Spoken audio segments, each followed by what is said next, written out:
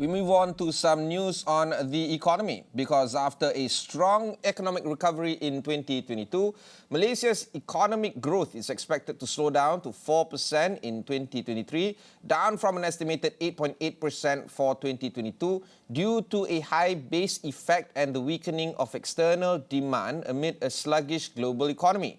According to Standard Chartered Bank Malaysia, most of the headwinds are on the external demand side, and the bank expects global growth to be at 2.5% for this year. As for the US, the bank has negative growth forecast, while for Europe, just slightly positive. The group's ASEAN chief economist Edward Lee Wee Kok said that China also plays an important role in export growth for ASEAN, including Malaysia. Given the COVID-19 pandemic is running rampant in China due to the easing of COVID-19 restrictions, Lee said that COVID-19 woes in China could hamper local export growth to China. Meanwhile, Malaysia's economic growth will likely be supported by tailwinds such as tourism recovery. Inbound tourism accounted for 8% of the country's gross domestic product, as well as pre-COVID-19 levels, Lee noted. He also expects domestic demand to support sectors like construction and food and beverage, which are yet to fully catch up, with the latest growth figures still below pre-COVID-19 levels. Standard Chartered's Lee forecast that BNM, or Bank Negara Malaysia, would raise the OPR by 25 basis points in January and then in May, and that the government would have announced some form of targeted subsidy by the second half of the year. In terms of headline inflation, Lee expects it to come in slightly lower at 3.1% in 2023 from 3.4% in 2022. On the line right now to unpack all of this together is a good friend of the show, Zafri Zulkifli, economist at MIDF Research. First question, Zaf, do you agree with the House views held by Standard Chartered that it's going to be slowing down to 4%, or does MIDF Research have a different view? Well, we are in the same tone, looking at Malaysia to grow at 4.2% this year. Of course, mainly because of the high base factor as well as the weakening global demand. But the latest number showed by World Bank forecast, the International Bank is looking at the global growth at 1.7%, lower than the 2.7% set in October. While the US World Bank is still looking at positive rate of 0.5%, while China to improve to 4.3%. So, I mean, this is a bit, we are kind of agree with how World Bank is looking at. We think there will be no global recession next year, particularly in the US. It's more of a slowdown rather than a recession. It could be a contraction of 2 consecutive quarters because of the technicality. But as overall, we are still looking at positive growth in the US economy. So in terms of the global growth, we are still positive on it. And then with the reopening of China sooner than expected, so this will give a significant boost to the global trade activities. And of course, this will benefit Malaysia as a trading nation. Do you also agree with the possibility of a 50 basis points across two MPC meetings, or does MIDF have a different view on that as well? Well, we don't discount the possibility of 2 rate hike by Bank Negara. Of course, next week on the 19th, we expect a 25 basis point. And we could see another 25 basis point in March. Looking at the angle, I think Bank Negara is taking the advantage of the stronger than expected economic numbers locally. If you look at the jobless rate, is improving, 3.6% unemployment rate. Core inflation still above the 4% level.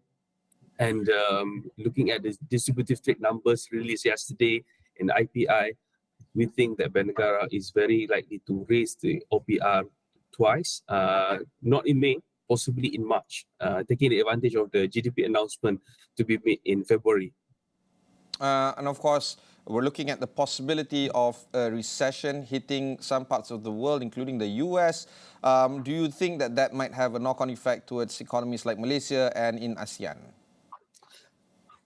There will be a knock-on effect, but with the reopening of China, we believe this will offset the effects of the slowdown in the US. And of course, as Malaysia, the economy now is more domestic oriented rather than export driven as compared to those back in 2008, 1998, or even during the 80s. We are more locally driven economy rather than externally influenced economy. So that's why we think the economy can still grow at above 4%, and then taking the advantage of these continuous elevated commodity prices, we're gonna benefit from the palm oil, LNG, as well as the crude petroleum exports. And speaking of which, focusing back to Malaysia, do you think that the government can actually survive one more year in terms of getting the Petronas dividend budgeted at about 35 billion ringgit to support the fuel subsidy? Last I checked, it was 47 billion ringgit in terms of total fuel subsidy, also 80 billion ringgit of subsidies in total, perhaps even ballooned up to 100 billion. We haven't gotten the latest numbers from MOF.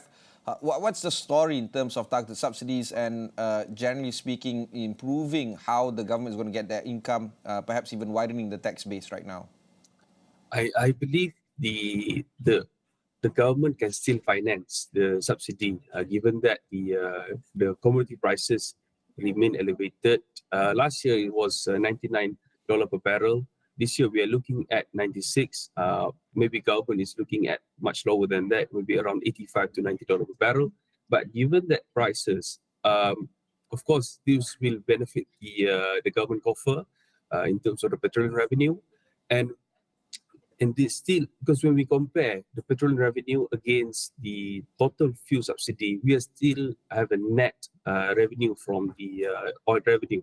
So there's no questions whether the government can finance or not. The government can finance, but of course, for long term, they need to find a new strategy to mitigate or to manage this fuel subsidy. And in regards to the fuel subsidy, we believe the targeted measure will be implemented next year and will be announced in the midterm review of the 12th Malaysia Plan as well as the budget 2024. Why I say this? Because to especially on the fuel, because there's no alternative to fuel.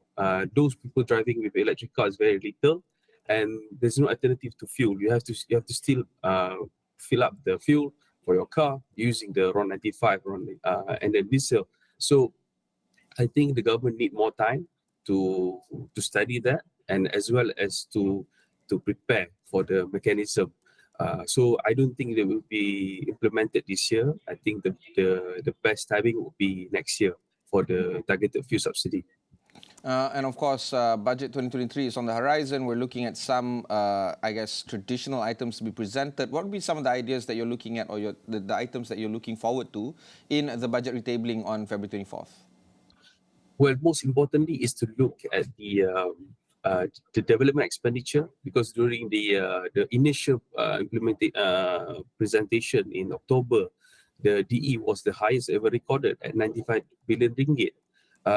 Our fear is that the government may trim down the 95 billion ringgit because of the lower oil assumption, because the oil assumption was set at $90 per barrel for the first round of the budget announcement. So if the government were to cut the oil assumption to lower than 90, perhaps you're going to see a lower DE, which will have an impact on our construction sector moving forward. So hopefully the government can still maintain the 95 billion ringgit or even slightly lower than that, so that our economy can still progress. And of course, construction sector being a purely domestic economy, so it will generate the local activities much faster, because we are facing with a slower external demand. Okay, now the final few minutes I want to focus on the China reopening expectations. As you alluded to earlier, tourism is expected to see a boost. We're seeing a lot of Malaysian businesses in the tourism sector as well as in F&B and transport to actually benefit from this. But what about the COVID concerns? Would this increase the risk of or the strain on the Malaysian healthcare system, assuming that COVID-19 cases would spike following the arrival of the Chinese tourists?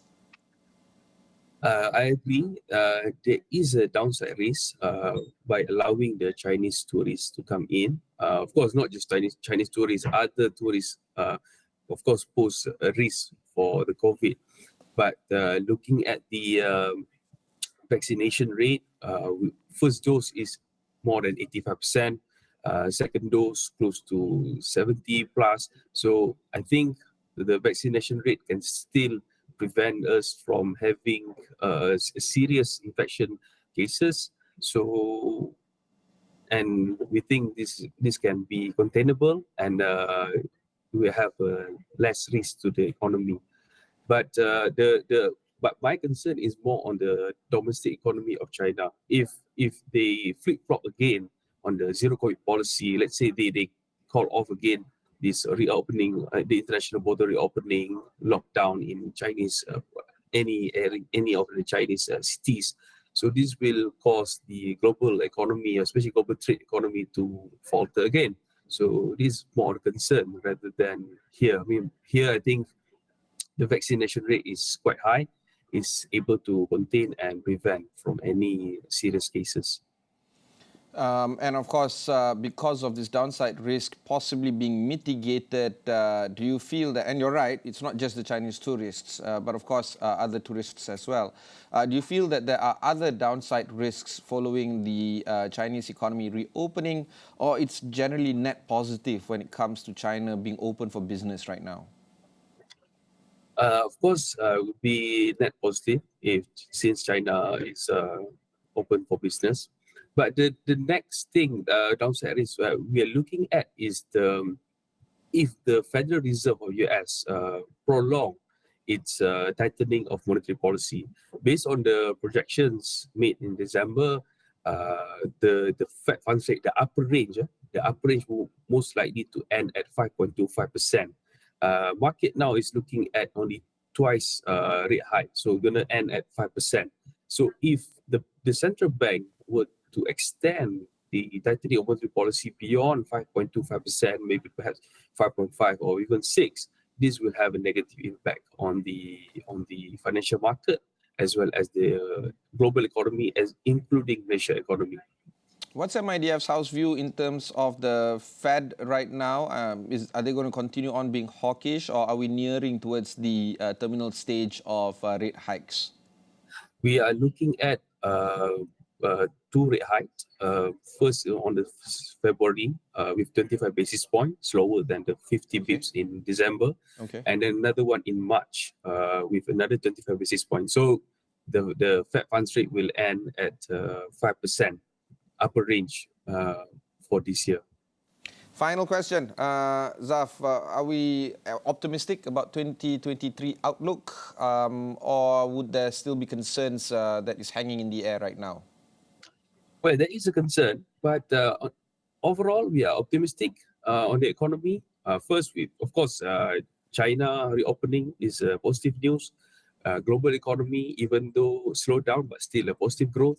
And then for our external trade performance, even though we are facing with a weakening global demand, but remember, the government of Malaysia ratified RCEP on March last year, and then CPTPP on November last year. So this will give us more room to trade, to explore wider opportunities for Malaysia economy.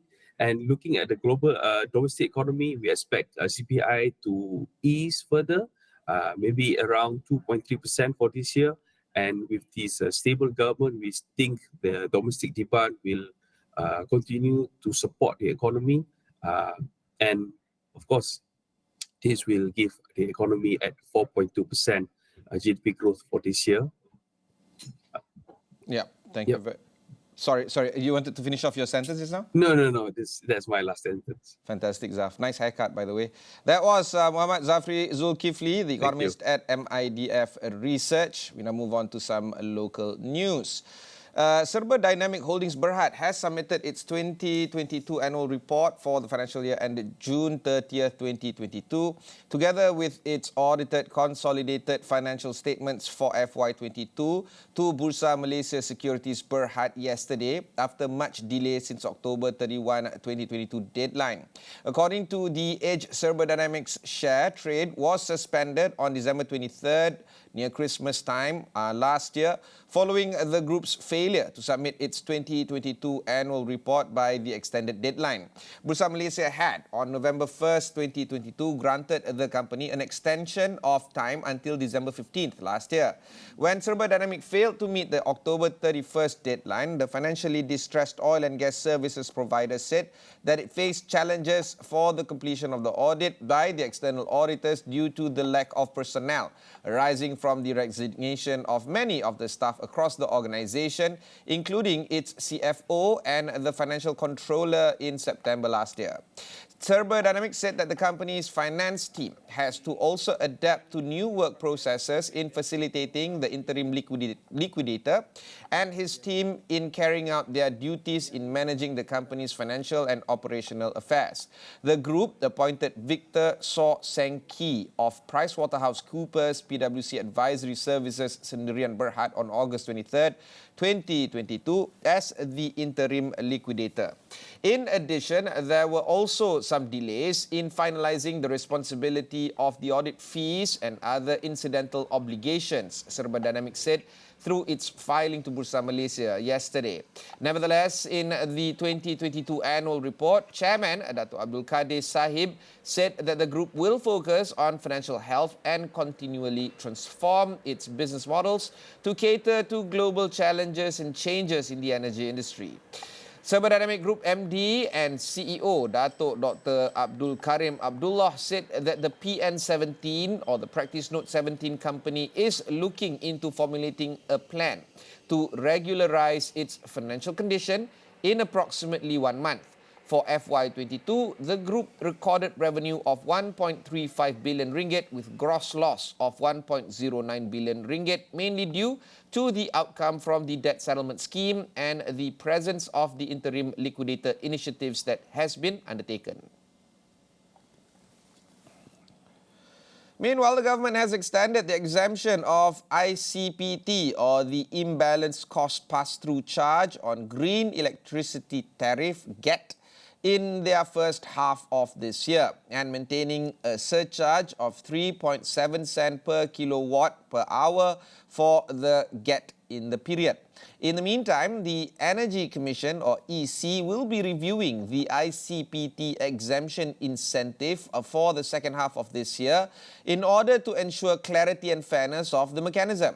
The Ministry of Natural Resources, Environment and Climate Change, in a statement, said that the review will take into account the security, reliability and sustainability of the electricity supply system holistically. Exemption of GET subscribers for the ICPT, which reflects fluctuation of fuel prices used in conventional power generation, was scheduled to end on 31st December last year. With the 6-month extension, GET subscribers will continue to be charged just the base electricity tariff as well as the 3.7 cent per kilowatt per hour GET surcharge. With the GET carbon-conscious consumers without their own renewable energy installation, they can take up the grid's renewable energy quota in exchange for the Malaysian Renewable Energy Certificate or MREC to improve their score in their ESG aspect. These consumers are also supporting further development of the local renewable energy sector as proceeds from the surcharge will be used to support the nation's redevelopment initiatives and agenda. And there's some news on EV. This is because the Ministry of International Trade and Industry, or MITI, aims to attract 20 billion ringgit in investments in electric vehicles by 2025. Minister Tengku Datuk Seri Zafrul Tengku Abdul Aziz has said that the ministry also targets for investments to rise to 40 billion ringgit by 2030. He said that Malaysia needs to look at the EV ecosystem and the supply chain as a whole, and also discuss efforts to further strengthen the EV industry through further discussions with the task force. He said that the EV industry must be viewed holistically, including factors such as software, technical, equipment, engineering, and others. Some news on the international front. The US consumer prices fell for the first time in more than 2.5 years in December last year, as gasoline and motor vehicle prices declined, offering hope that inflation was now on a sustained downward trend through the labour market remained tight.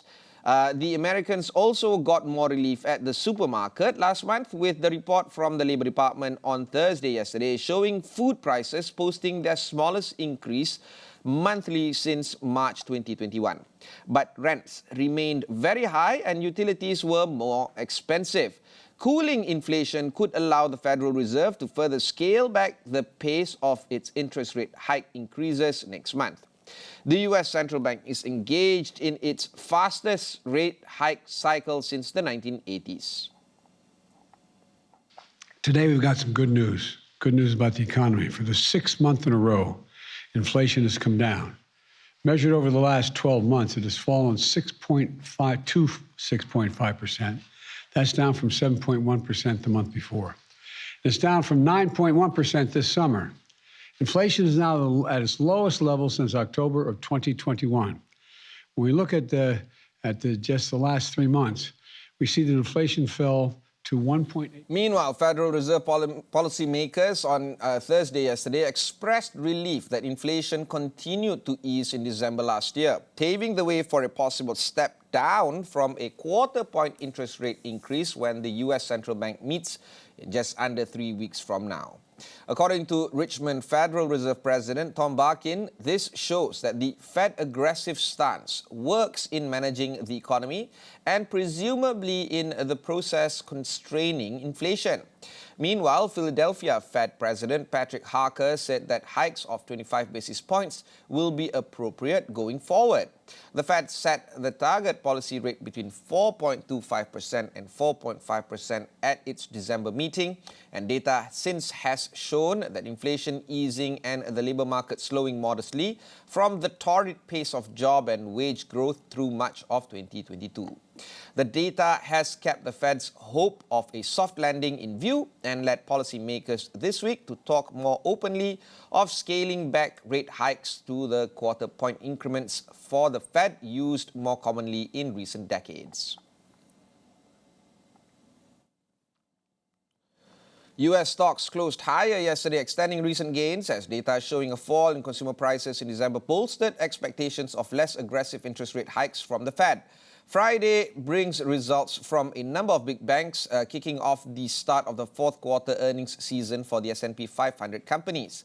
Trading was choppy following the CPI data. Rents remained high, labour market remains tight, and inflation is still well above the Fed's target. A separate report yesterday, showed weekly jobless claims fell last week. But some strategists said that the slowdown in the US inflation may pave the way for the Fed to be able to bring down consumer prices without badly damaging growth. The Dow Jones rose 216 points or 0.64%. The S&P 500 gained 13.55 points or 0.34%, and the Nasdaq added 69.43 points or 0.64%. Global banks are in the process of cutting at least 5,000 jobs as profits at lucrative investment banking units come under pressure from volatility in capital markets and fast-raising interest rates, according to a Reuters tally of reported cuts. The rapidly deteriorating economic conditions have also prompted lenders to build rainy day funds to brace for potential defaults. Barclays cut its workforce in corporate and investment banking by under 3%, the source told Reuters on November 8th, weeks after reporting a 45% slump in merger advisory fees. The British Investment Bank has performed well in recent quarters, especially in fixed income trading, but a blunder in the United States that saw it sell more securities than permitted has cost it hundreds of millions of dollars in penalties. Credit Suisse is accelerating cost cuts, Chairman Axel Lehmann said on December 2nd last year, confirming a Reuters report, as the bank races to slash its cost base by around 2.5 billion Swiss francs. The bank is cutting about 5% of its private banking headcount in Hong Kong, and this is supported by two sources to Reuters. Deutsche Bank, Germany's largest bank, cut staff in its investment bank's origination and advisory teams in October last year, in a move that affected mostly junior bankers. The cuts included dozens of staff in New York and London, Reuters reported. Goldman Sachs began laying off staff on January 11th this year in a sweeping cost-cutting drive, with around a third of those affected coming from the investment banking and global markets division, a source familiar with the matter told Reuters. Just over 3,000 employees will be let go, the source said, who could not be named. Reuters reported HSBC is shedding at least 200 senior managers as it prunes the ranks of chief operating officers it has across an array of country and business lines. Morgan Stanley in December last year slashed about 2% of its workforce, a source familiar with the subject said. Wells Fargo & Co. slashed hundreds of jobs in its mortgage business across the United States, Bloomberg News reported in December last year, citing people familiar with the bank's plans. And now we have some sad news. This is because the stalwart of corporate Malaysia, Tan Sri Azlan Zainul, the former EPF CEO, has passed away yesterday. A statement coming in from MBSB, or the Malaysia Building Society Berhad, has said that its chairman, Tan Sri Azlan Zainul, who was also the former EPF CEO, passed away aged 72 at a private hospital in Petaling Jaya at 2:40 p.m. They also said that he is survived by his wife, Puan Sri Laili Hassan, 4 children and 6 grandchildren. MBSB announced that the prominent figure was known for his stance towards governance, as exemplified in the 1MDB or One Malaysia Development Berhad scandal. It was widely reported that Tan Sri Azlan was one of only 2 directors in the State Development Fund who scrutinized the irregularities surrounding the 1MDB Petro-Saudi joint venture program back in 2009. The episode, which cost 1MDB $1.53 billion in missing funds, saw Tan Sri Azlan resigning in protest on January 11, 2010, and following the resignation of then 1MDB chairman Tan Sri Baki Saleh in October the year before. Tan Sri Azlan was also widely known for his stint as EPF CEO, a position which he has held for 12 years from the years of 2001 through 2013. During his tenure, Tan Sri Azlan has helped EPF, one of the largest pension funds in the world, recover its performance in the aftermath of the Asian financial crisis, with dividend payout reaching a 13-year high of 6.15% in 2012 before his exit. From 2001 to 2013, EPF's investment assets grew from 187 billion ringgit to 590 billion ringgit, represented a compounded annual growth rate or CAGR of 10%. Prior to his demise, Tan Sri Azlan was also serving as the chairman of MRCB, or Malaysian Resources Corporate Berhad, Eco World International Berhad, YX Precious Metals Berhad, and was also a director in KL Kepong Berhad. Previously, he has held positions as chairman of RHB Bank Berhad for 16 years in 2005 to 2021 and was MD, or the managing director of M-Bank Berhad, in 1994 to 2001.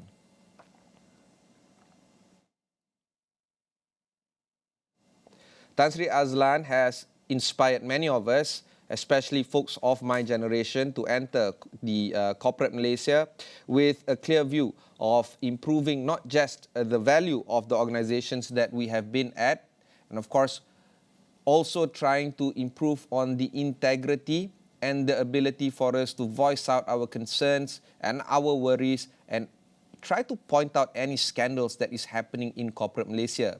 Tan Sri Azlan has inspired many of us to speak out when times are tough, despite the personal cost it may bring to us. I remember very clearly trying to say things that are wrong about 1MDB back when I was a banker. Tan Sri Azlan's work or action in terms of trying to point out what is right and what is wrong has ensured that corporate Malaysia has remained or has tried or attempted to remain integritous in our efforts to bring about better governance in the country. I'm very close with Tan Sri Azlan's children, especially his son, Aizam, and our thoughts and prayers go to the family. The demise of Tan Sri Azlan Zainul is a very sad moment for corporate Malaysia, especially for people of my generation. My prayers and thoughts go to the family of Tan Sri Azlan as well as Puan Sri Laili. Al-Fatiha.